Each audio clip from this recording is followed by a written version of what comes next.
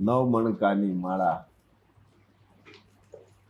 જો આચરણમાં આવે તો જીવનના તમામ પ્રશ્ન હલ થાય. ને કોઈ પણ નિર્ણય લેતી વખતે નિર્ણય ક્યાં બારામાં છે એ વિચારીને નિર્ણય લ્યો, કોઈ દિવસ તકલીફ નહીં પડે. હા, નિર્ણય સચોટ હોવો જોઈએ.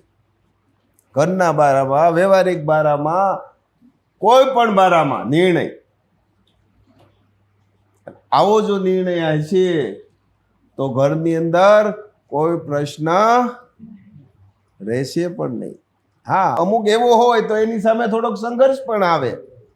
એ પણ એક નિર્ણયથી તમે સંઘર્ષ કેમ પસાર કરી શકો એનો પણ નિર્ણય, એનો પણ અંત આવે. જો કરીએ તો,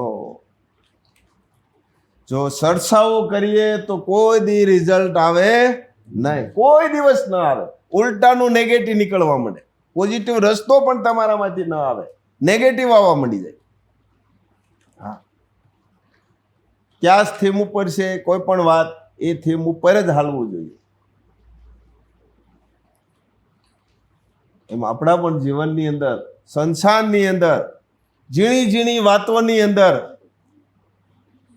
સીધો નિર્ણય લેવો નહીં. શેનાથી લેવાનો? બુદ્ધિથી. આપણે નિર્ણય કોનાથી લઈએ છીએ? મનથી. હા, मनથી निर्णय लेवो नहीं.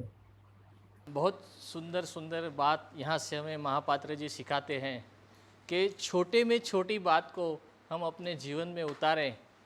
ऐसी कुछ बातें मैं आपके सामने रखता हूँ.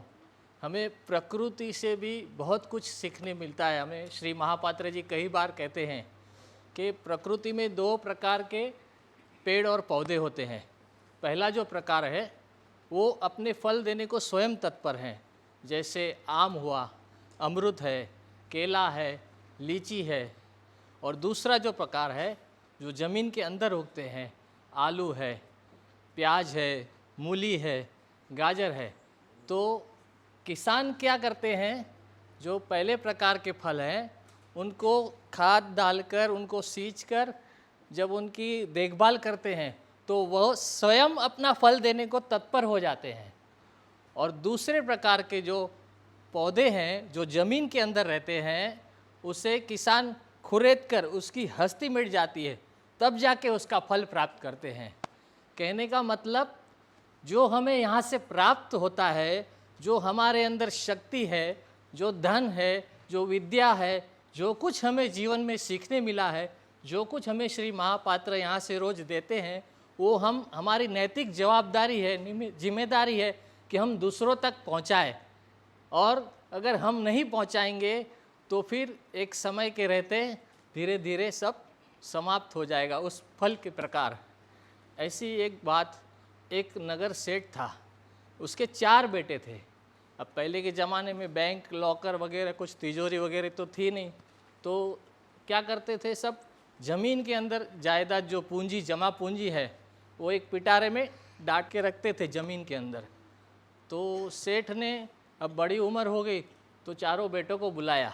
उसके 4 बेटे थे, चारों को बोला, मेरी सारी जमा पूंजी इस जगह मैंने रखी है, मेरे जाने के पश्चात आप उसे आपस में 4 हिस्सों में बांट लेना. अब समय के चलते सेठ चले गए, चारों बेटे गए जहाँ जगह बताई थी, वहाँ से एक बहुत बड़ा वजनी पिटारा, लगभग 100 किलो से भी ज़्यादा होगा, वो पिटारा खोद के निकाला. और बड़ी मुश्किल से उसे खोल के देखा तो पिटारा पूरा खाली. अब आपस में लड़ने लगे, बोले, पिताजी ने तो बोला था सारी जमा पूंजी यहीं है, पिटारा तो पूरा खाली है. अब पिटारा कई वर्षों से वहाँ नीचे ज़मीन में टटा था, तो उस पर काफ़ी सारा मलबा जमा गया था, उस पर काट जम गया था, तो उनकी ध्यान नहीं पड़ा. तो वहाँ से एक संत गुजरे, बोले, भाई क्यों लड़ रहे हो आपस में? बोले, हमारे पिताजी ने हमको बोला था सारी जमा पूंजी इस पिटारे के अंदर रखी है, ये तो पूरी खाली है. तो जो संत थे वो तो दीर्घ दृष्टि होते हैं, उन्होंने एक नोकीली चीज़ उठाई और उस पिटारे को थोड़ा ऐसा खुरेदा, थोड़ा खुरेदा, तो उसमें धीरे धीरे चमक आने लगी. तब उसने पूरा बोला, अब इसको पूरा सफ़ा कर दो. तब उन्होंने देखा कि वो पूरा पिटारा जो है वो पूरा सोने का था, वो पूरा अंदर से खाली था, लेकिन इतना वजनी पिटारा पूरा सोने का था, लगभग 100 किलो से भी ऊपर सोना था उसमें। कहने का मतलब ये उस पिटारे की बात है।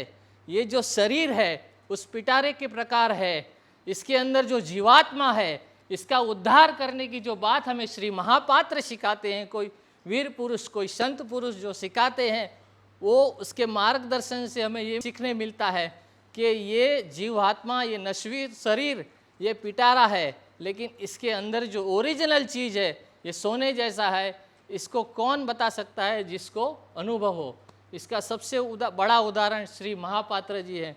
इनको जो कुछ हमें मिला माँ से वो हम तक पहुँचाते आए और आज हमको इतनी अनमोल बातें सिखाते आए हैं। तो हमारी भी नैतिक जिम्मेदारी है कि हमें जो जो चीज़ पता लगती है, हमारे पास जो जो शक्तियाँ हैं, ज्ञान है, विद्या है, हम लोगों तक पहुँचाए। अगर आज नहीं पहुँचाएंगे तो फिर से ये तक मिलने वाली नहीं है। अगर आज नहीं तो फिर कभी नहीं। जय मां विष्णु। સરસ, જે કાંઈ છે એ બધુંય આપણી અંદર જ છે ને. આટલો સરસ મજાનો આ દેહ કિંમતી મળ્યો છે, શરીર કિંમતી મળ્યું છે, અને ન ખાવાનો ખોરાક ન ખાઈને ખરેખર શરીર બગાડીએ છીએ. એ શરીરને ન બગાડો, સાત્વિક આહાર લ્યો તમે, એટલે શરીર પણ સારું રહે. અને શરીર સારું રહે તો આ શરીર થકી તમારા જીવાત્માનો ઉદ્ધાર કરી શકશો. નકર જીવાત્માનો ઉદ્ધાર નહીં થાય. શરીર બગડશે તો શું થાય? જીવાત્માનો ઉદ્ધાર કેવી રીતે થાય? શરીર થકી જ થાય ને, કંઈ કરી નહીં શકો. એટલે શરીરને પણ નિરોગી રાખી અને શરીર થકી એ જીવાત્માનો ઉદ્ધાર કરો. જે ઋણબંધન હોય, જો શરીર સારું હોય છે તો ઋણબંધન પૂરા થતા જાય. તો શરીર જ તમારું બીમાર હશે તો શું કરી શક્યું? ઋણબંધન અધૂરા રહી જાય. પછી ધીરે ધીરે વધારે વધારે બધું ભેગું થતું જાય. પછી કેવડું મોટું થાય, પછી એ કોઈ દી પૂરું થાય નહીં.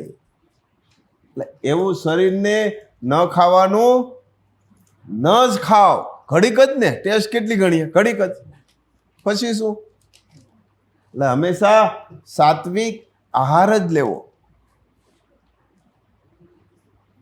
ને આવો જો ખરેખર સાત્વિક આહાર આપણે લેશું તો શરીરને, હા, વાતાવરણમાં ફેરફાર થાય, થોડીક અસર થાય, પણ સામાન્ય તમે દવા લ્યો ને તો પણ રેડી સારું થઈ જાય. અને ઓલી ગમે એટલી ટ્રીટમેન્ટ કરાવો છતાં થાય નહીં. બીજા આમ ખાય છે, બીજા આમ કરે છે, ઓલા આમ કરે, એ ન જુઓ. મારે શું કરવું તે જુઓ.